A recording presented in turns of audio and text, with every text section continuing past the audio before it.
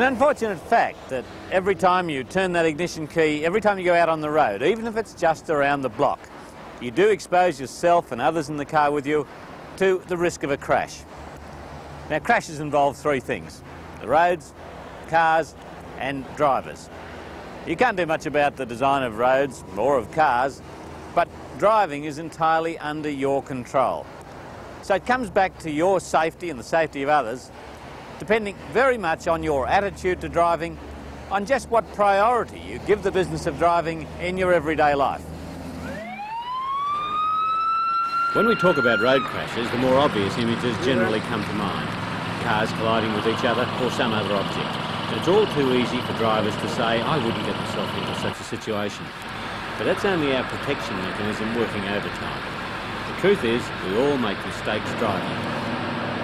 To be a safe, skillful driver is to recognise those mistakes and take corrective measures before things get out of hand. Bonnet will get the jump. Bonnet is away. On the racetrack, drivers accept that they place themselves in the accident zone. They're simply going too fast to avoid contact. Look at this, But straight their to car cars number and the track 96. are designed to cope with such crashes, pure injury. Out on the road, though, when things go wrong, it's a different matter. As Bob Jane, the man who built the Calder Thunderdome, points out. Out on the roads, as you know, Jim, even the new freeways of today, there's trees on your left and right. If you go off the highway, off the freeway, off the road, you're into a tree, into a stump, into a culvert, roll the car over. You're travelling at high speeds as a rule. People are travelling about 100, 110 kilometres an hour. They're not aware what can happen when the car escapes from them out of control. A tyre blows out, they hit another car as they're changing lanes, they don't know how to cope with it. So really, Australians are very badly trained.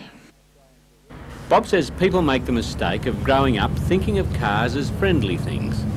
The car is a friendly, happy thing. It takes people to the movies, it takes people on holidays, it takes the family away and goes and visits grandma on Sunday. It's a really relaxed thing, but really the car is a very dangerous thing. As I mentioned before, more people are killed in cars than all the wars. So really the car is a dangerous thing, and yet most people, because of that relaxed way of life, treat the car as a very friendly thing. It isn't. The car can bite you real quick and kill you or maim you. Most of us probably take more caution with our driving when there are danger signals around, like wet roads, unfamiliar traffic patterns and the like. And sure, you need to have your concentration at a peak when conditions are like this, looking well ahead of the car in front for anything that might cause sudden braking, making allowances for the other driver who might not be coping with the poor visibility, the wet conditions, as well as you are. But it is also apparently harmless environments that can turn the car into a killing machine when a driver fails to think ahead. Country roads can be pleasant places. It's rather nice going for a drive, a nice sunny day. You're tootling along, not going particularly quickly. It would seem that there's no real dangers there. You're paying attention, you're watching what you're doing, staying on your side of the road.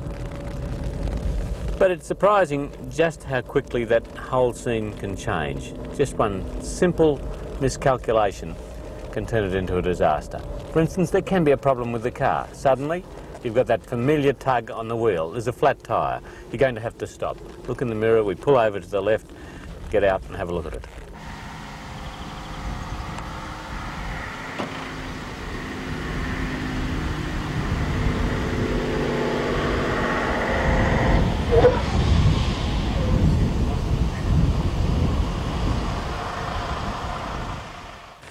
The situation we've simulated here is unfortunately all too familiar and too common.